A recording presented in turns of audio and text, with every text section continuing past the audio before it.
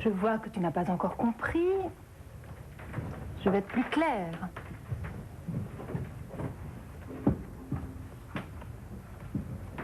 Je veux faire l'amour, ici, dans cette chambre, une dernière fois avant notre mariage.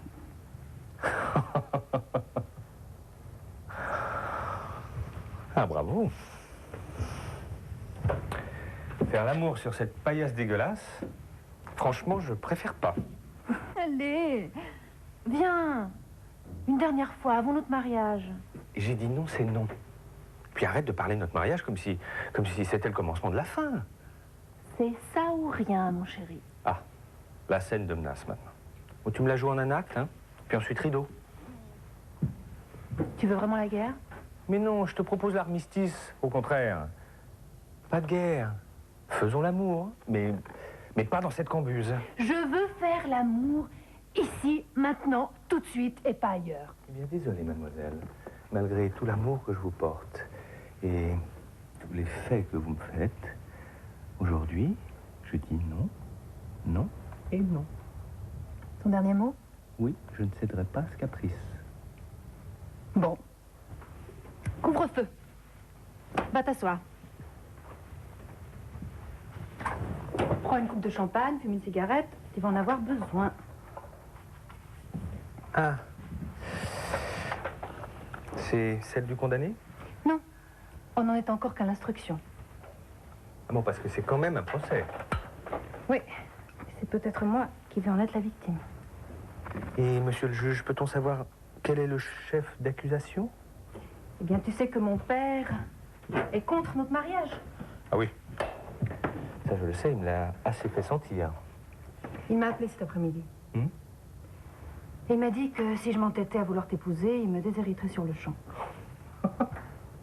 Il en est incapable, vous voyez. Mais tu le connais pas? Quand il prend une décision, il s'y tient. C'est une véritable tête de mule. Mais non. Enfin, je le connais peu, c'est vrai, mais il t'aime trop pour te mettre sur la paille. Eh bien, c'est pourtant ce qu'il prévoit, si je m'entête à t'épouser. Il me déteste à ce point? C'est ce que tu représentes qu'il déteste. Il parle de toi comme d'un étudiant attardé. Ça lui écorche la bouche de prononcer ton nom. Et crois-moi, le jour où il acceptera qu'on vive ensemble, ce jour-là, les poules auront des dents. Tu le connais pas, c'est un requin. Un requin? Ton père? Prêt à croquer sa fille et moi, un étudiant attardé? Oh non, j'y crois pas. Ou alors c'est un véritable salaud. Alors? Qu'est-ce que tu comptes faire? Qu'est-ce que tu veux que je fasse? C'est ton père. C'est à toi de décider. C'est lui ou moi. Ah, je m'y attendais. Le Régis dans toute sa splendeur. C'est pas moi, c'est lui. Moi, je suis une victime. Ah, je suis désolée, mon chéri. Cette fois, c'est toi qui prends une décision. La question est simple. Est-ce que tu es prêt à m'épouser sans argent? Attends. Qu'est-ce que tu viens de dire, là?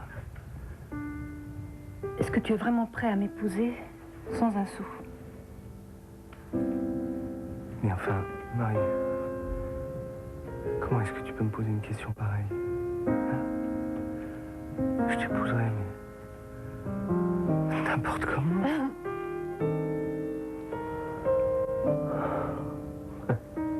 Je vais même te dire plus. Je t'épouserai même sur la paille. Oh, Régis.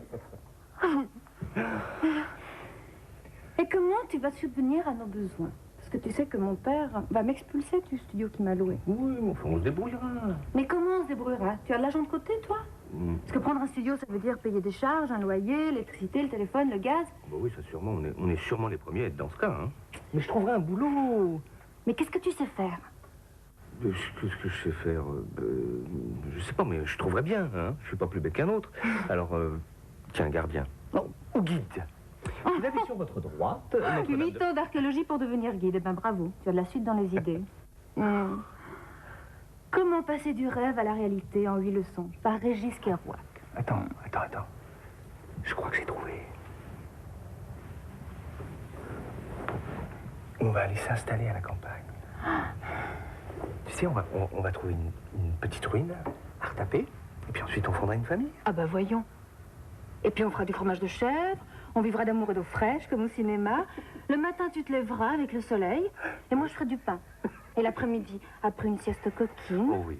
tu t'en iras finir ton dur labeur, tandis que moi, vêtue comme une souillon, je chanterai des chansons, en faisant des petits gâteaux pour nos petits-enfants. Peau d'âne. Le prince charmant. Oh, amour, amour, je t'aime tant. Amour, amour, je t'aime tant. Régis, Oui, quoi? tu sais, je l'ai jamais dit, mais j'ai horreur de la campagne. Ah ben, si tu veux m'épouser, il va falloir que tu fasses quelques petites concessions. Non, mais tout ce que tu veux, sauf la campagne. Mais quoi alors? Mais je sais pas, je vais rester en ville, moi. Bon, il faut choisir Cendrillon à la campagne ou chômeuse dans le béton.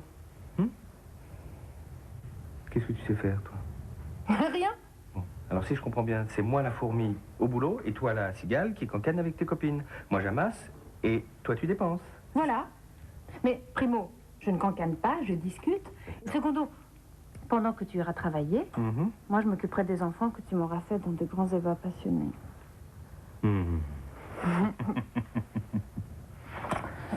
Ok, mademoiselle, si vous voyez les choses comme ça, asseyez-vous. Oui.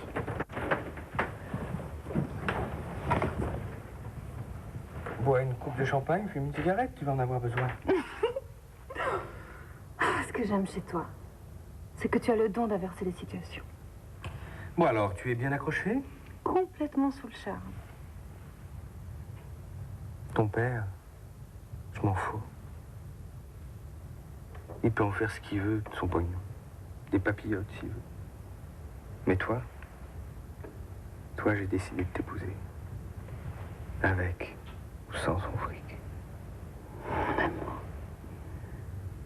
Ah, mon amour, comme tu es grand, comme tu es beau, comme tu es fort. Ah oui, c'est ça, c'est ça. Nous vivrons un amour fait de petites choses, comme tous les grands amours. Nous vivrons d'amour et d'eau fraîche, nous vivrons... Oh, mademoiselle Montelier, voulez-vous me prendre pour époux?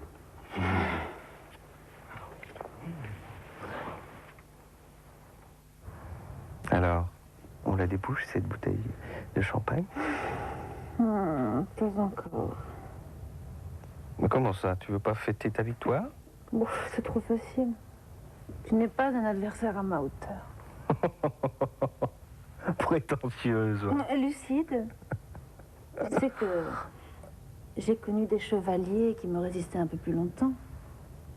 Tu veux me rendre jaloux maintenant? Non, Pourquoi? parce que ça m'amuse. Tu vois, je suis franche. Oh, ça, pour être franche, oui. Même un peu trop, des fois.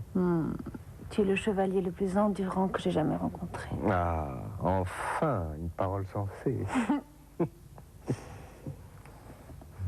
Dis donc, cœur de lion, Oui. est-ce que tu te sens une âme de bagarreur? J'ai une petite mission à te confier. Vas-y. Plus rien ne me fait peur. Tu vas prendre le téléphone? Le téléphone? Oui, va. Bon.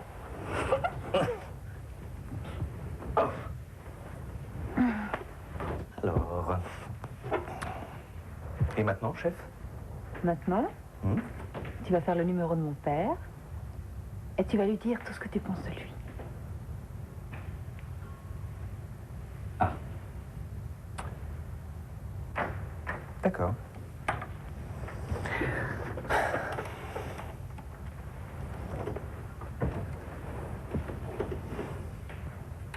Allô? Oui, bonjour monsieur, c'est Régis.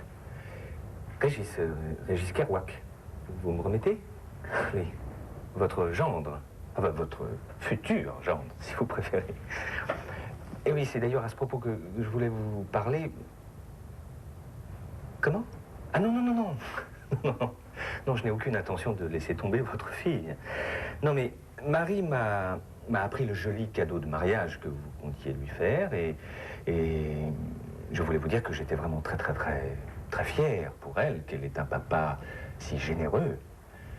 Enfin, je ne sais pas ce que vous avez cru, mais sachez bien que je me moque de votre argent.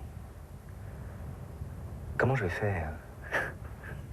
Mais cher monsieur, je vais faire comme des milliers d'autres personnes. Je vais travailler. Enfin, en un mot commençant, sachez bien une chose. C'est que vous et votre pognon, je n'en ai rien à cirer. Au revoir, monsieur. Voilà. Heureuse? Ça te suffit pas? Tu veux que je me jette par la fenêtre et que je m'immole? Je m'immole par le feu? Oh non, tu as été parfait. Oh, la seule chose que je regrette, c'est de ne pas avoir vu sa tête. Je crois que personne ne lui a jamais parlé sur ce ton. Ça lui fera les pieds. Bon, alors, on la débouche, cette bouteille. Attends. Pas encore. À quoi je dois m'attendre? À un tremblement de terre? Vous croyez pas si bien dire, jeune homme. Alors, comme ça, vous n'en avez rien à cirer de moi et de mon argent? Bon, je tiens à vous prévenir tout de suite que je ne me bats pas avec les personnes âgées. Oh, de ce côté-là, vous auriez des surprises. Dans ma vie, j'ai eu l'occasion d'en briser des plus solides que vous. Oui, mais j'ai le bénéfice de l'âge. J'ai l'expérience. Alors, avec ça que tu comptes faire ta vie?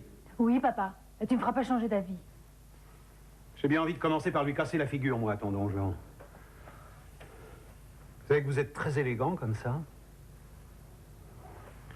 Vous savez que jamais personne ne s'est permis de me parler sur ce ton? Écoutez, j'avais de bonnes raisons de vous manquer de respect. Pour qui vous vous prenez? On n'est plus au Moyen-Âge. Je vais vous dire une chose. Si vous continuez à empêcher votre fille de m'épouser, c'est moi qui vais vous casser la gueule. Et tu veux dire à ta brute épaisse de se calmer parce que je vais finir par m'énerver pour de bon? Écoute, papa, si on t'avait fait un coup pareil, je suis sûre que t'aurais été beaucoup moins patient que lui. Oui, ça c'est vrai qu'à son âge, je me serais laissé emporter 2 fois plus vite. Alors, il me saute pas dessus? Et pourquoi? Parce qu'il est lâche ou parce qu'il se domine? Ah, écoutez, ça suffit, hein? Je vais pas écouter vos conneries toute la nuit. Alors, si vous voulez vous battre, je suis votre homme maintenant. On sort dehors et on s'explique tous les deux. Régis! Venez ici.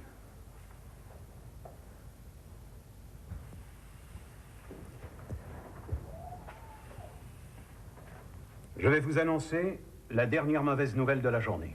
Ah, allez-y, je suis plus à ça près. C'était un piège. Comment ça? Oui. Oui, cette soirée, la chambre de bonne, le fait que je déshérite Marie, tout ça, c'était un coup monté. Vous aviez organisé ça tous les deux. Attendez, attendez. Je vous préviens, si c'est encore une plaisanterie, je risque de très mal le prendre.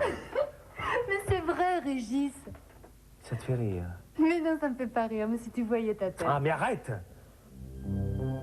C'est vraiment dégueulasse ce que vous avez fait. Et toi, tu te rends compte de ce que ça veut dire? Si tu as accepté de jouer le jeu, c'est que tu n'avais pas confiance en moi? Que toi, tu aies pu douter de moi? Ça, j'ai du mal à l'avaler. Mais non.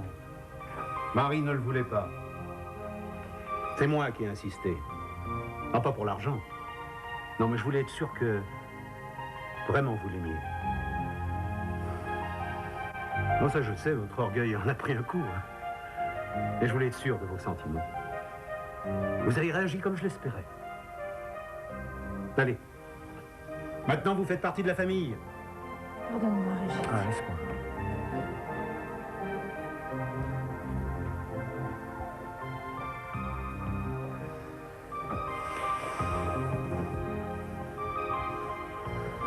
Bon. Alors.